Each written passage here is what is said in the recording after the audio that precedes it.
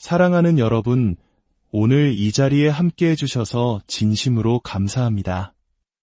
우리가 나누는 이 시간이 여러분의 마음에 하나님의 은혜를 전하는 귀한 통로가 되기를 소망합니다.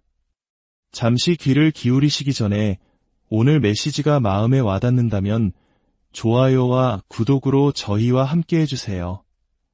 여러분의 작은 손길 하나하나가 어두운 세상에 빛을 전하는 복음의 씨앗을 심는 귀한 동력이 됩니다.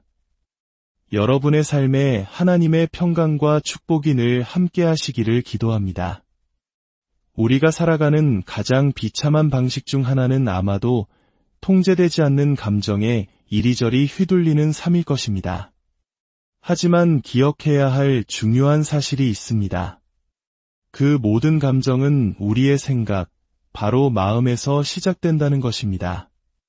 먼저 어떤 생각이 떠오르고 그 생각이 감정을 만들며 결국 그 감정이 우리의 행동을 이끌게 됩니다.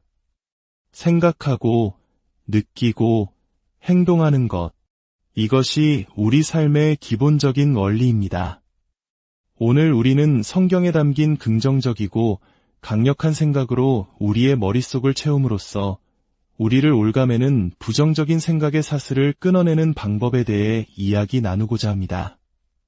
어떻게 그것이 가능할까요?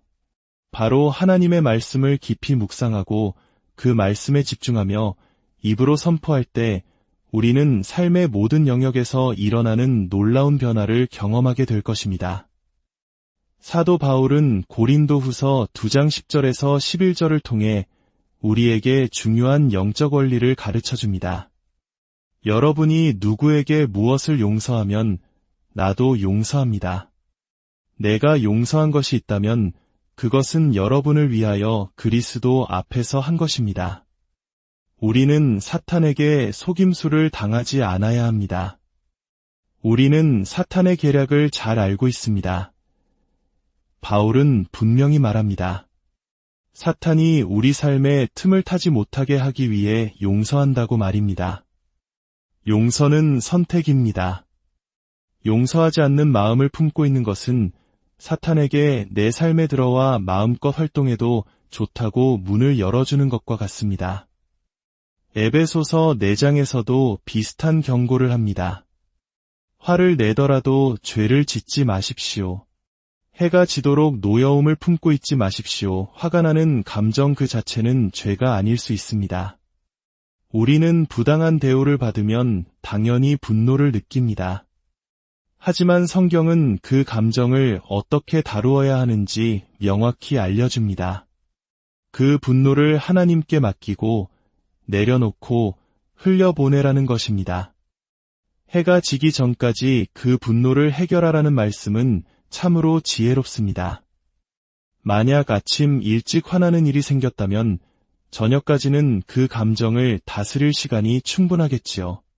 하지만 해가 지기 직전에 화가 났다면 우리에게 남은 시간은 얼마 없습니다. 어쩌면 우리는 매주 한두 번 혹은 그 이상 다른 사람 때문에 마음이 상하고 상처받는 일을 겪을지도 모릅니다. 그때마다 이 말씀을 기억하십시오. 용서하지 않는 마음은 결국 나 자신을 파괴하는 독이 될 뿐입니다. 이제 5번째 강력한 생각으로 넘어가 보겠습니다. 이것은 제 삶을 바꾼 가장 중요한 다짐 중 하나이기도 합니다. 나는 사람들을 사랑하며 그들을 돕는 것을 기뻐한다. 우리의 육신은 본성적으로 탐욕스럽습니다. 항상 더 많이, 지금 당장을 외칩니다. 하지만 이 탐욕을 이기는 가장 강력한 무기는 바로 적극적인 관대함입니다. 의지를 가지고 나누고 베푸는 것입니다. 갈라디아서 6장 10절은 말합니다. 그러므로 기회가 있는 동안에 모든 사람에게 선한 일을 합시다. 우리에게 다른 사람을 축복할 기회가 얼마나 많이 주어지는지 생각해 본 적 있습니까? 하지만 우리는 너무 바쁘다는 핑계로 혹은 무관심 때문에 그 기회를 놓쳐버릴 때가 많습니다. 오래전 제가 어떤 사람을 도와달라고 하나님께 간절히 기도하고 있을 때였습니다. 그때 하나님께서 제 마음에 이런 깨달음을 주셨습니다. 내가 아주 쉽게 할 수 있는 일을 왜 자꾸 나에게 해달라고만 기도하느냐? 그 말씀은 제 마음을 깊이 찔렀습니다. 정말 그렇지 않습니까? 한 번은 이런 일이 있었습니다. 저희 사무실에 새로운 직원이 있었는데 다른 도시에서 이사 온 지 반년이 넘도록 침대도 없이 바닥 매트리스에서 잠을 잔다는 이야기를 들었습니다. 동료들은 하나님께서 그녀에게 침대를 주시도록 기도하고 있어요 라고 말했습니다. 그 말을 듣고 저는 생각했습니다. 여러분 중 5-6명만 마음을 모아 돈을 합치면 당장이라도 그녀에게 침대를 사줄 수 있지 않을까요? 때로는 혼자서 하기 벅찬 일이라도 함께 마음을 모으면 능히 해낼 수 있습니다. 이웃의 필요를 외면하지 마십시오. 우리는 선한 사마리아인처럼 되어야 합니다. 길에서 강도 만난 사람을 보고도 그냥 지나쳐버린 종교인들처럼 문제를 외면하기 위해 길 반대편으로 건너가는 사람이 되어서는 안 됩니다. 다른 사람을 위해 무언가를 할 때 그들의 얼굴에 피어나는 미소를 볼 때 우리는 진정한 기쁨을 느낄 수 있습니다. 우리는 너무나 많은 시간을 나 자신을 행복하게 만드는 데 쏟아붓습니다. 하지만 진정한 행복은 다른 사람을 행복하게 해줄 때 찾아옵니다. 물론 다른 사람을 돕는 데는 돈이 필요할 때가 많습니다. 하지만 그것만이 유일한 방법은 아닙니다. 오늘날 많은 사람들은 물질적인 것보다 격려와 칭찬에 목말라 있습니다. 사람들은 스스로에 대해 너무나 부정적으로 생각합니다. 그들에게 따뜻한 칭찬 한마디를 건네는 것만으로도 그 사람의 하루를 완전히 바꿔놓을 수 있습니다. 오늘 입은 옷 색깔이 참 잘 어울리네요. 당신은 정말 소중한 사람입니다. 이런 말을 듣기 싫어할 사람이 어디 있겠습니까? 사탄은 끊임없이 사람들에게 그들이 얼마나 부족한 존재인지를 속삭입니다. 그때 우리가 다가가 나는 당신을 정말 존경합니다 라고 말해줄 수 있다면 그것이 바로 어둠을 몰아내는 빛이 되는 것입니다. 저는 이기적인 사람이 아닙니다. 저는 사람들을 사랑하고 그들을 행복하게 만드는 것을 즐깁니다. 이것을 매일 아침 스스로에게 선포해 보십시오.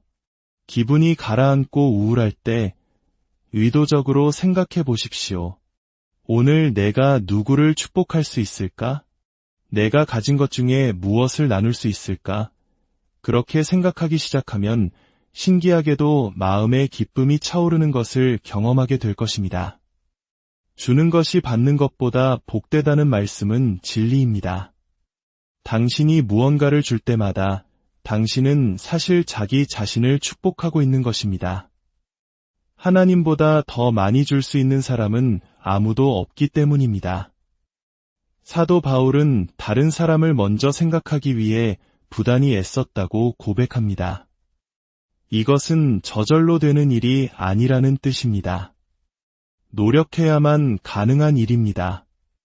우리의 옛 본성은 이기적이지만 그리스도 안에서 받은 새 본성은 이타적입니다. 성경은 옛 사람을 벗어버리고 새 사람을 입으라고 말합니다. 그리고 그 둘 사이의 다리가 되는 말씀이 바로 에베소서 4장 23절 마음과 영을 새롭게 하여입니다. 그렇습니다. 옛 사람을 벗고 새 사람을 입는 비결은 바로 우리의 생각을 새롭게 하는 데 있습니다.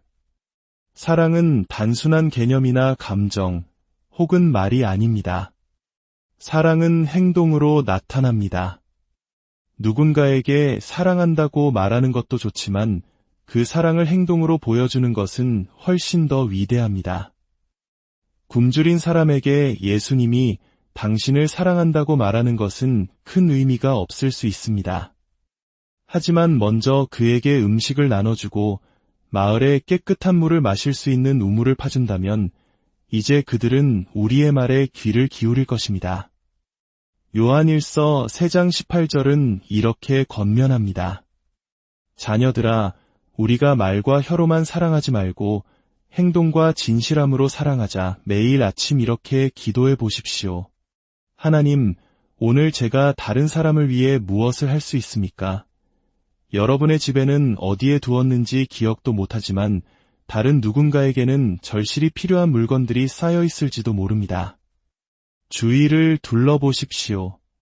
이제 6번째 강력한 생각입니다. 나는 하나님을 온전히 신뢰한다. 그러므로 걱정할 필요가 전혀 없다. 잠시 이 문장을 깊이 음미해 보았으면 합니다. 걱정은 시간을 완벽하게 낭비하는 행위입니다. 여기 계신 분 중에 걱정을 해서 문제를 해결해 본 경험이 있는 분이 있습니까? 걱정은 우리 자신을 비참하게 만들 뿐입니다. 성경은 말합니다. 하나님의 능하신 손 아래에서 겸손하십시오. 때가 되면 그분께서 여러분을 높이실 것입니다. 여러분의 모든 염려를 그분께 맡기십시오. 그분께서 여러분을 돌보고 계십니다. 여기서 흥미로운 점은 우리의 염려를 하나님께 맡기는 행위가 바로 겸손이라는 것입니다. 우리가 문제를 해결하려고 스스로 애쓰는 것은 교만입니다. 내가 이 문제를 충분히 생각하고 고민하면 해결책을 찾을 수 있을 거야 라고 말하는 것과 같습니다. 하지만 우리가 겸손하게 하나님, 저는 할 수 없습니다.